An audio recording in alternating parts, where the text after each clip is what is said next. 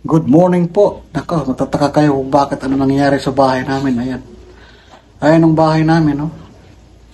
Nakatanggal yung tiles, nakakapak. Pinapaayos ko kasi. Nangabasag siya. Biglang sumabog ng isang araw ng nabablog ka. Naglalahid. Pumutok siya. Sus! Natukla pa na pala sa ilalim. Kapak. Ito, ganito ang tunog niya. Walang laman ang lalim.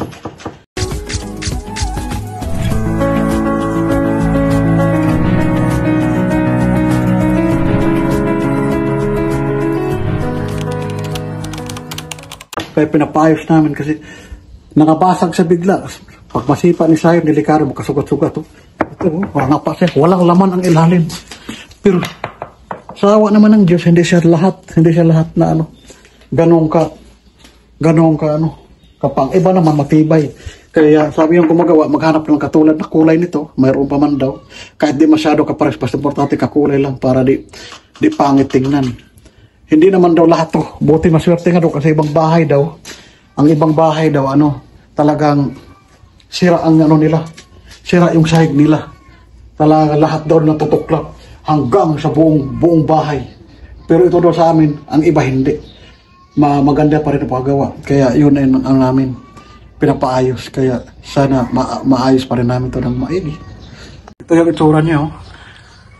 Yan, gagastos pa kami nito, pero okay lang. Sawa naman Diyos, mayroon pa naman. Ayan, ayan siya, Pangit, titingnan mo dito.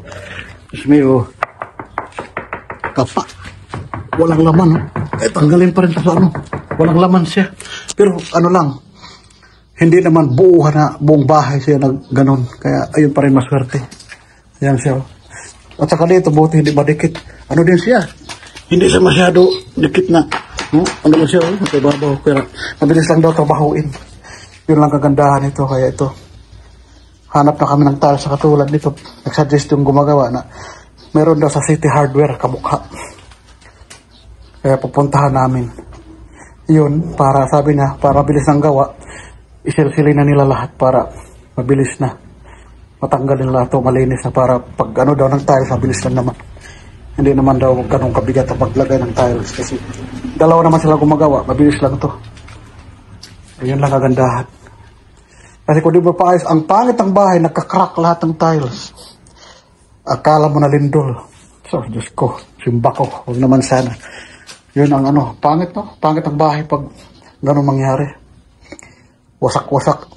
Tingnan mo naman, Tingnan mo yung mga tiles na to, parang hindi siya natablan. Hindi nadikit sa loob, Basang, wala kabasa-basa, Hindi dumidikit ang semento. Tinulak yan, Basag-basag siya. Yan. Ayan, tiyaga. Kailangan talaga gastos, Pero okay lang. Hawa naman Diyos, mayroon pa kagastos. Tiyaga lang talaga. Ayun.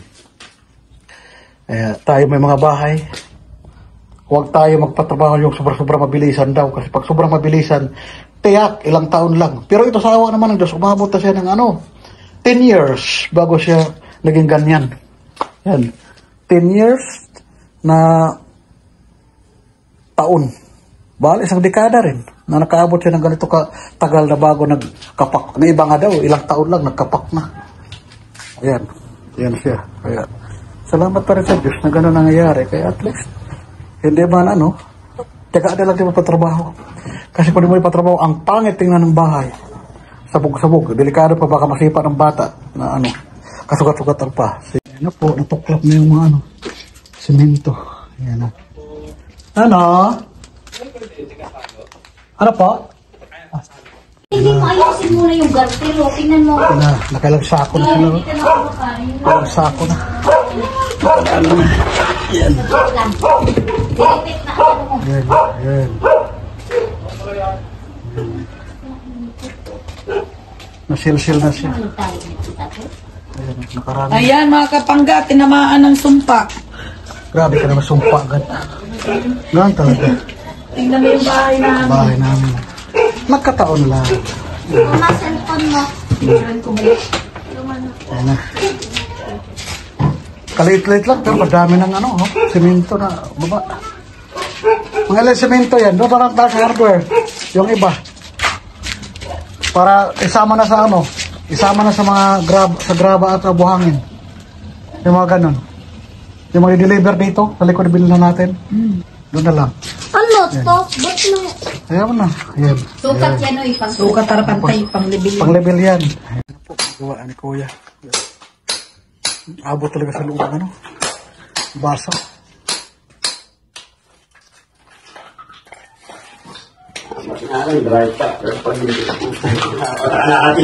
Oo. Ayan. Hirap ang silin. Kaya kasi napapad ko sa kayot kasi. Ngayon di kasi pag napakita yan, muro ganyan. Pag nakita kasi. Kaya nga eh. Ayan. Yung mga talagang ginagawa yun, dapat yung gawin. Hirap talaga gawin ang construction. No? Dugo at pawis ang lapunan. Oo. Talagang, ano ko yan, talagang mahirap, no? Mahirap kumita pera. Ay, kaya. Hindi man na pinupulit Oo. lang yan.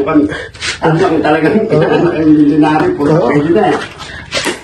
Di talaga isip manay pagtrabaho eh. Oo. Kailangan ako magkatuksok, hampas-hampas ng martilyo yung kamay, Oo, kailangan eh. matilimsikan paminta ng mukha kasi wala pang mga safety gear.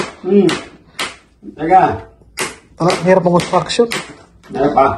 Kaya yung mga anak mo, sabihan ko talaga mag-aral maigi kasi nako, Ganun pag taga. di sila mag-aral, ganyan mangyayari. Oo. Hindi ka magkaroon taga. Oo.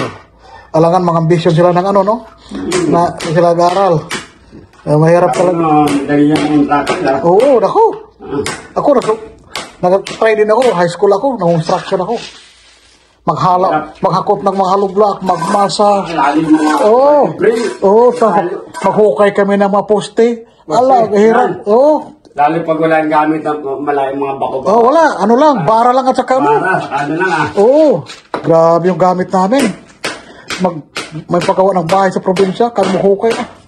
Diyos ko, kapagod. Kaya dyan, malalim mo, mga 152 meter. Hanggang ganito. 150. Ganitong hukay. Mga 1 metro. Oo. Kumagrado mo yan, pag matigas-tigas. Oo, yari. Minsan may puno pa ng ano, puno ng niyog. Ay, maugat-ugat. Ugat-ugat. Ang hirap. Kaya yun, madali talaga mag-ano, construction. Ano pa? Tapos pagkahapon, ang kamay mo, puro talyo. Yung bareta mo wala. Oo, walang gloves. Putok-putok. Putok. Nakadalawang putok, tatlong putok ang kamay ko eh. Kaya mo, Oo, sabi ko sarili ko, mag-aral ko, ayaw ko ng ganito, tatanda ako ng ganito. Oo, pinagigihan ko na mag-aral, sabi ko, ibahin ko ang buhay ko. Wala namang problema ang construction, pero kung may, may option ka pa, may choice ka pa na mag-aral, aral ka na. Oo. Marangal naman trabaho construction, kaso kung may mapili ka pa na iba, ay pagpatuloy mag-aral. choice ka pa talaga ng iba eh. Oo. Ay, ganyan, no? Ay, sa Diyos ko. Hindi naman nagmaliit sa construction. Marangal na trabaho yan. Yung talagang pinakadabis na ano. Mga kami, wala kami mapalya eh. Oo. Namin tamang kami sa sabi. Oo, totoo. Wala talaga sa construction din. Kaya nasipagan. Ito talaga, makaing paggawa. Ayan. Para balik-balikan ka ng mga customer mo. Saan nyo? Ano yung talaga dito? Papagawa sa iba. Meron kami sinukatan niya. Bubong. Kami nagsukat, kami gano'n, kapesyo. Pinabukasin, iba na gumawa. Ay, Diyos ko. Ayos. Sa mulo, Yari. kami tinatawag. Kami maganda. kung pupuntahan yan. Sabihin mo, puntahan nyo gumawa. Nag-online sila. Oo. Ay, Diyos ko. Naghanap sila ng mura. Pares lang din. Pares lang. Yung presyo. Katangan naman nila, ba't doon pa sila punta? Ayun. Doon, dito, expert na kakusap. Ang sabi nga ni Kuya, dito, pwede mo pambalikan. Kaya nga eh. Araw-araw mo puntahan dyan sa bahay. Oo.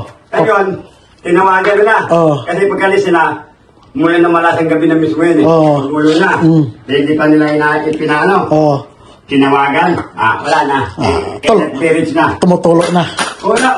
Basta pagkuha nila, pagkalis nila. Wala na. Wala na. Hindi na umano. Wala. Ano nga na sila doon?